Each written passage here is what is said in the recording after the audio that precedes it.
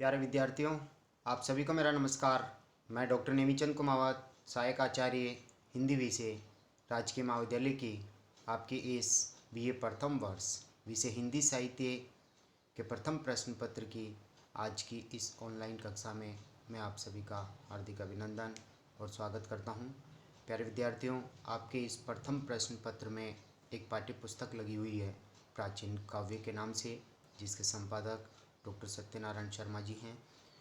इस पाठ्यपुस्तक के आरंभिक 10 अध्यायों का हम अध्ययन कर चुके हैं और पिछली हाल ही की जो 2 ऑनलाइन कक्षाएं हुई थी उसमें हमने 11वें अध्याय यानी मीराबाई को हमने आरंभ किया था।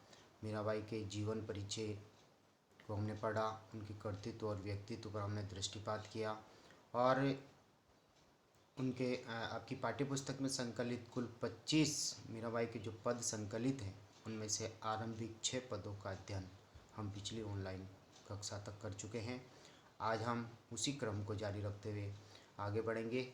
मीराबाई का 7वां पद हम आज की ऑनलाइन कक्षा से पढ़ना आरंभ कर रहे हैं। एक बार पुनः आप सभी का हार्दिक अभिनंदन और स्वागत। 7वां पद की पहली जो पंक्ति है वो यह है, जब ते यानी से मोहि नंद नंदन दृष्टि परियो माई। माई यानी हे माँ, हे माता। नंद नंदन यानी बाबा नंद के पुत्र कृष्ण के ऊपर जब से मेरी दृष्टि पड़ी है, जब से मेरी नज़र पड़ी है, तब ते परलोक लोक कछु ना सुहाई है। अर्थात जिस दिन से श्री कृष्ण के रूप सौंदर्य पर मेरी दृष्टि पड़ी है उस दिन से लेकर के मुझे परलोक और इस लोक यानी संसार की और संसारेतर इन दोनों की कोई भी बातें मुझे अच्छी नहीं लगती, कोई भी व्यवहार मुझे अच्छा नहीं लगता। लौकिक परलौकिक दोनों ही व्यवहार अच्छे नहीं लगते। केवल श्री कृष्ण ही मुझे भाते हैं, वही अच्छे लगते हैं। कछु ना सुहाई यानी मैं उन्हीं में अनुरक्त हूँ, उसके सिवाय मुझे कुछ भी संसार में अच्छा नहीं लगता है। मोरन की चंद्रकला शीश मुकुट सोए, और श्री कृष्ण का वह रूप सौंदर्य जिसके ऊपर मेरी दृष्टि पड़ी थी, मोर पंखुड़ियों की चंद्रकलाओं से, यानी मोर की पंखुड़ियों पर चंद्रमा की कला है, चंद्राकार वो पंखुड़ियाँ होती हैं, तो मोर की पंखुड़ियों की चंद्रकला से निर्मित उनका मुकुट वो धारण किए हुए हैं। शीश मुकुट सोए अर्थात सिर पर वह मुकुट सुशोभित है। ऐसे सुंदर रूप पर मेरी दृष्टि पड़ी है और जिस दिन से दृष्टि पड़ी उस दिन से मुझे कुछ भी उनके सिवाय अच्छा नहीं लगता। केसर को तिलक भाल, और केसर का तिलक भाल यानी मस्तक, उनके मस्तक पर केसर का तिलक लगा हुआ था। 3 लोक मोहे, और वो तीनों लोकों को, आकाश पाताल पृथ्वी तल, इन तीनों लोकों को वो मोहित किए हुए हैं। ऐसे सुंदर रूप पर मेरी पहली नज़र पड़ते ही मुझे लौकिक और अलौकिक कोई भी चीज़ें अच्छी नहीं लगती है। कुंडल की अलग झलक, कानों में उन्होंने कुंडल धारण कर रहे हैं, मकरा कुंडल, और अलग झलक, अलग यानी बालों, घुंघराले बालों की लटें कपोलन पर छाई और उनके गालों पर लहराती हैं। ऐसे सुंदर रूप का मैंने दर्शन किया है और इस सुंदर रूप को देखने पर ऐसा लगा मानो मीन सरवर तजी मकर मिलन आई, यानी मानो मछलियाँ जो है सरवर तजियन तालाब को छोड़ करके, तजियन त्याग करके मकर मिलन आई, अर्थात मगरमच्छ से मिलने के लिए आ गई हैं। भ्रकुटी कुटिल चपल नयन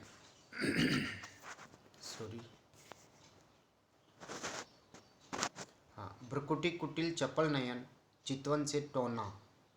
भ्रकुटियन भौहें, कुटिलियन वक्राकृति की मुड़ी तिरछी, यानी उनकी भौहें वक्र हैं।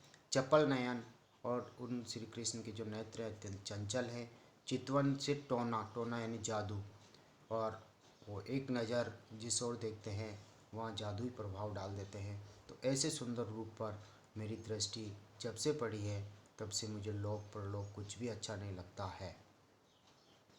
खंजन अरु मधुप मीन, खंजन पक्षी की तरह उनके चंचल और छोटे छोटे नेत्र, और अरुयन और मधुप यानी भ्रमर, यानी खंजन पक्षी, ये जो उपमान है, खंजन, मधुप यानी भ्रमर, मीन यानी मछली, मोह मृग छोना, मोह यानी मोहित कर रहे हैं। मृग यानी हिरण का छोना यानी बच्चा, यानी कहने का तात्पर्य खंजन, भ्रमर, मछली, हिरण का बच्चा, इन सभी को श्री कृष्ण अपने रूप सौंदर्य के प्रति अत्यधिक मोहित कर रहे हैं, आकृष्ट कर रहे हैं। यानी ये सभी उपमान श्री कृष्ण के रूप सौंदर्य के समक्ष फीके लग रहे हैं। अधर अधर बिंब अरुण नयन, अधर यानी होंठ, बिंब बिंब यानी लाल, बिंबाफल की तरह यानी दाड़िम के दाने की तरह उनके लालिमा युक्त होंठ हैं। अरुण नयन, और उनके जो नेत्र हैं वो लालिमा युक्त हैं। मधुर मंद हांसी, और उनके चेहरे पर मंद मंद मधुर हांसी दृष्टिगोचर हो रही थी।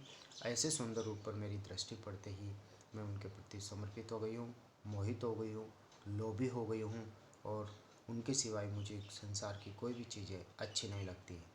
दसन दमक दाड़िम दूती, चमके चपलासी। दसन दमक, दसन यानी दांत, दंत पंक्ति, दमक यानी चमकती है, यानी उनकी दांतों की जब वह मुस्कुराते हैं तो दंत पंक्ति इस तरह से चमकती हुई दिखाई देती है। दाड़िम दूती, दाड़िम यानी अनार के दाने की तरह, दानों के चमक की तरह जो उनके होंठ हैं, लालिमा युक्त होंठों के बीच में से मुस्कुराते समय उनकी दंत पंक्ति इस भांति चमकती है जैसे दमके चपलासी, मानो आकाश में बादलों में जैसे बिजली चमकी हो, उस चमक की भांति श्री कृष्ण की दंत पंक्तियाँ चमकती हैं। चपलासी उपमा अलंकार हैं। कंबुकंठ भुज विशाल, कंबुकंठ भुज विशाल, ग्रीव तीन रेखा, यानी कंबु, कंबु यानी शंख की तरह उनके कंठ की मधुर ध्वनि है, मधुर आवाज़ है। भुज विशाल, भुज यानी भुजाएँ, विशाल यानी मोटी है, ताकतवर है, मजबूत भुजाएँ हैं, और उनका कंठ जो है शंख के समान है। ग्रीव तीन रेखाएं, ग्रीव यानी गर्दन, और ग्रीवा पर शंख के समान तीन रेखाएं उनकी दिखाई देती हैं। नटवर को भेष मानूं, और उन्होंने एक नटवर, नटनागर का चंचल वेशभूषा उन्होंने धारण कर रखी है। सकल गुण विशेखा, और ऐसा लगता है कि वे सारे गुणों की खान हैं, वह अपना आप में परिपूर्ण पूर्ण पुरुष है। शूद्र घंट किंकिनी, शूद्र यानी छोटी सी, घंट यानी घुंघरू, किंकिनी यानी करधनी, यानी कमर पर बांधने जाने वाली करधनी के जो छोटे छोटे घुंघरू हैं वो अनुपम रूप में बज रहे हैं। अनूप धुन सुहाई, अनुपम यानी अनूप का तात्पर्य उनके समान और कोई दूसरी मधुर धुन नहीं है, ध्वनि नहीं है। ऐसे रूप में श्री कृष्ण का सुंदर रूप सुशोभित हो रहा है, और ऐसे सुंदर रूप सौंदर्य पर मेरी पहली दृष्टि पड़ते ही है माँ, मैं उनके ऊपर मोहित हो गई हूँ, वह मेरे मन में बस चुके हैं। गिरधर के अंग अंग मीरा बली जाए, ऐसे सुंदर रूप के लिए मीराबाई कह रही है कि श्री कृष्ण के संपूर्ण रूप सौंदर्य पर मीराबाई कह रही है कि मेरे अंग प्रत्यंग उनके ऊपर बलिहारी हो रहे हैं, न्यौछावर हो रहे हैं, मैं उनके प्रति पूरी तरह से समर्पित हो गई हूँ। तो ये मीराबाई की अनन्य भक्ति श्री कृष्ण के प्रति इस पद में व्यंजित हुई हैं। अगले 7वें पद की ओर हम आगे बढ़ते हैं। 7वां पद है, नैना लोभी रे बौरी सके नहीं आई।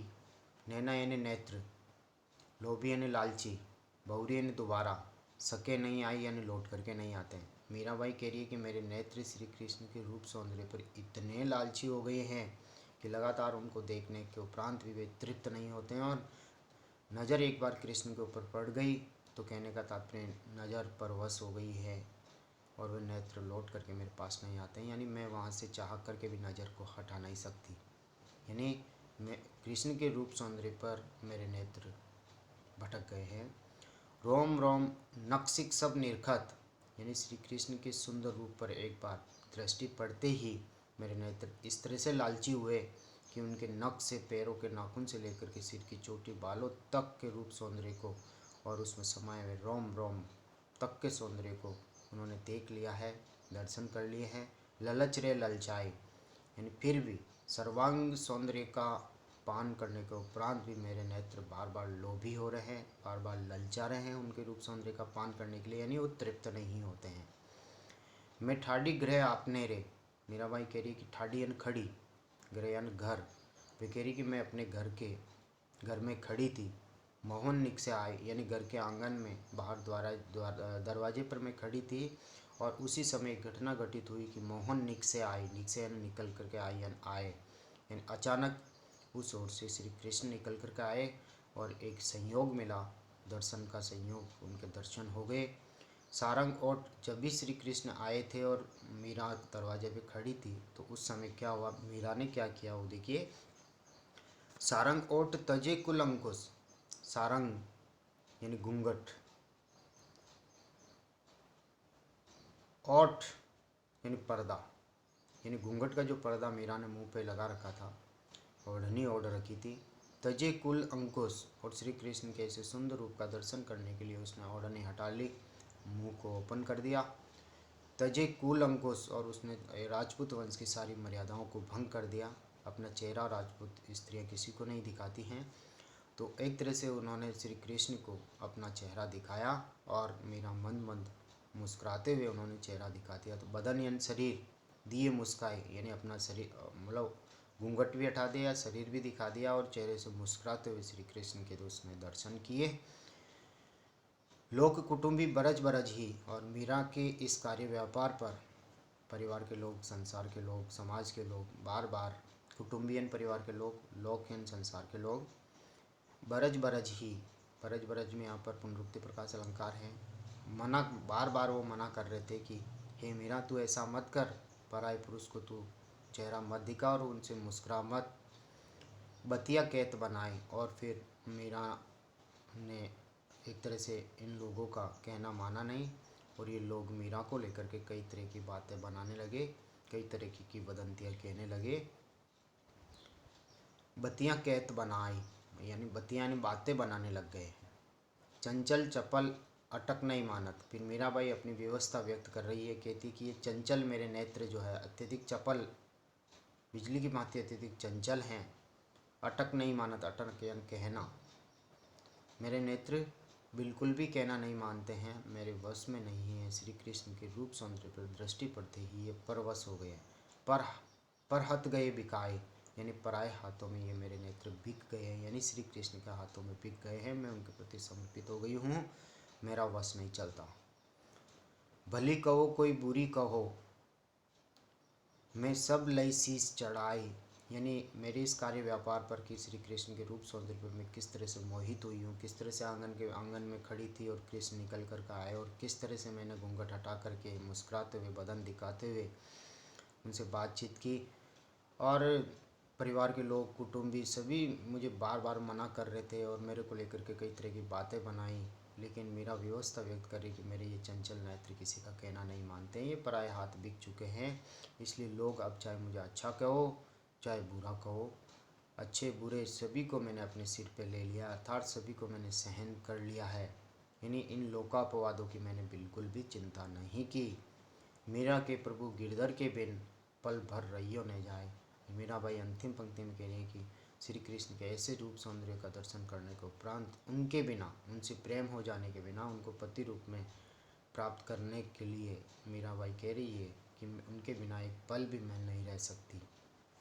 तो यहाँ मीरा का प्रथम दर्शन, कृष्ण के साथ में उनका दर्शन और उनके रूप सौंदर्य पर मोहित होते ही मीरा जो है उनके भक्ति भाव में लीन होती हैं, उसका विस्तार से चित्रण इस पद में है। और लोगों ने मीरा के इस कार्य व्यापार को लेकर के लोगों ने तरह तरह की बातें बनाई, लेकिन मीरा ने किसी की भी परवाह नहीं की, सबको सहर्ष से स्वीकार कर लिया और वह उनकी भक्ति में लीन हो गई, पूर्णतः अपने आप को उन्होंने समर्पित कर दिया। अगले पद की ओर आगे बढ़ते हैं। आली री मेरे नैनन बान पड़ी, आली यानी हे सखी, मेरे इन नेत्रों की एक आदत हो गई है और वो आदत है चित्त चढ़ी मेरे माधुरी मूरत, चित्त यानी मेरे मन में इतनी गहराई से श्री कृष्ण की सुंदर मधुरता से युक्त उनकी सुंदर मूर्ति मेरे चित्त में, मन में, हृदय में प्रवेश कर चुकी है। उर बीच आन पड़ी, उर यानी हृदय के बीच में वह सुंदर मूर्ति आकर के अड़ गई है, गड़ चुकी है, बाहर निकाले से भी नहीं निकलती, इसलिए नेत्रों की एक आदत सी हो गई है कि उसके दर्शन करना, सौंदर्य रूप को देखने के दर्शन करना। तो सुंदर रूप को इतना देखा इन नेत्रों ने कि वह मूर्ति हृदय में आकर के प्रवेश कर चुकी है, हृदय में स्थान बना चुकी है, यानी मैं पूरी तरह से श्री कृष्ण के रूप सौंदर्य पर मोहित हो चुकी हूँ। अगली पंक्ति है इस पद की, 9वें पद की। कब की ठाड़ी पंत निहारूं। मीराबाई कह रही कि कब से मैं अपने घर के आंगन में खड़े खड़े उनके आगमन वाले रास्ते की बाट जो रही हूँ, इंतज़ार कर रही हूँ। अपने भवन खड़ी, यानी अपने घर में खड़े खड़े कब से मैं इंतज़ार कर रही हूँ, प्रतीक्षा कर रही हूँ। कैसे प्राण पिया बिन राखूं, अर्थात मैं कैसे प्रिय के बिना अपने प्राणों की रक्षा करूं। प्राण व्याकुल हो रहे हैं। जीवन मूल जड़ी, मेरे जीने की मूल जड़ी बूटी ही श्री कृष्ण हैं। मैं उन्हीं के प्रति समर्पित हो गई हूँ, उनके बिना मैं जीवन नहीं जी सकती।